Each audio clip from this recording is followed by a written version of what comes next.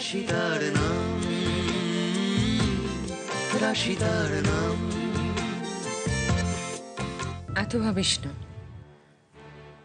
ব্যাপারটা তো সবে শুরু।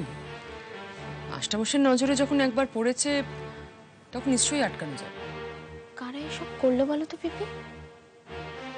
তোকে একটা কথা বলবো, তুই তোর আদর্শ থেকে একদম সরবি না। যেটা ঠিক বলে মনে হবে, যেটা ন্যায় মনে মনে হবে, সেটার জন্য শেষ অব্দি লড়ে যাবি, কখনো হারবি না। আমি হয়তো দূরে থাকবো, কিন্তু দূরে থেকেও এসব খবর পেলে আমি যেন আনন্দ পাই। কিরে, মনে থাকবে তোমার কথাটা? মনে থাকবে পিপি, নিশ্চয়ই পারবো। আমাকে যে পারতেই হবে। আর লেখাটা চালিয়ে যাবে। জানিস তো, কলমের থেকে শক্তিশালী অস্ত্র খুব কমই আছে। আমি ভুল, তুই ঠিক। ফুল ভালো নেই রে, ওর খুব বিপদ। আমি নিতাইকে সঙ্গে নিয়ে ফুলের বাড়িতে গিয়েছিলাম, কিন্তু ফুল বাড়িতে নেই। সে কি? কেন? ওর বর বলল যে ও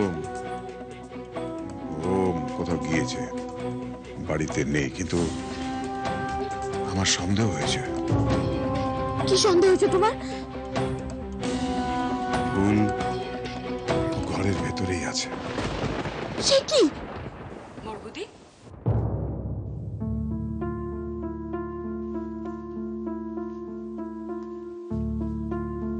কি হয়েছে গো? এত রাতে তুমি বর্তা রাশির ঘরে কিছু হয়েছে?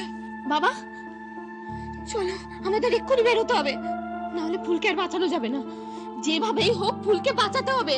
তুমি রেডি হয়ে আসো। আমি এক্ষুনি আসছি, তুই তৈরি হয়ে না।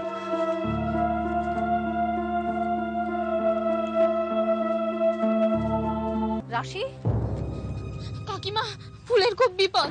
আমাদের এক্ষুনি একবার ওর বাড়ি যেতে হবে। কাকু কোথায়? কাকুকে ডাকো না। ফুলের বিপদ? কি হয়েছে মুখুজ্জেমশাই? নিতাই, নিতাই, তোমাকে আমি যেতে যেতে সবকিছু বলবো। তুমি জামাটা চটিটা এক্ষুনি করে নাও। আমি একটু তৈরি হয়ে নিচ্ছি। হে ভগবান, ফুলের যে কি হবে না। দাঁড়াও, হুট করে এইভাবে মেয়ের বাড়িতে যাওয়াটা কি ঠিক হবে? কেন যাবে? রাশির কথা শুনে আবার নতুন কোনো বিপদে পড়বে না তো? শুন আমার কথাটা। কাকিমা, তুমি বিশ্বাস করো, আমি সত্যি বলছি, ফুলের সত্যি খুব বিপদ। এমনিতে অনেক দেরি হয়ে গেছে, আর দেরি করে চলবে না। তুমি আর বাধা দিও না কাকিমা।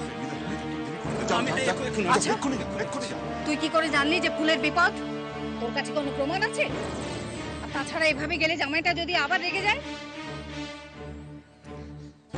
বাবা, তুমি কাকিমাকে এক্ষুনি ওটা দেখাও। কাকিমা তো আমাদের কথা বিশ্বাস করছে না। চিঠি।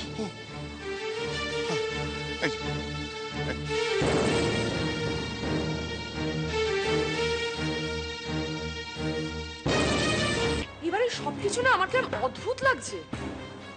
কে কোথায় বেরিয়ে যাচ্ছে, কে কি কাজ করছে, কোনো খবরই কেউ রাখে না, অথচ একসঙ্গে আছে, জয়েন্ট ফ্যামিলি। শোনো, অত টেনশন করো না। দেখো, এখন এইটা প্রে করো যে রাশি যেন ঠিক সময় ওখানে গিয়ে পৌঁছতে পারে, ব্যাস এইটাই। এ তো ফুলের হাতের লেখা। মুখুজ্জেমশাই, কাল যে সন্দেহ করেছেন সেটা তাহলে ঠিক। কি হবে এখন? আমার মেয়েকে ফেরত পাবো?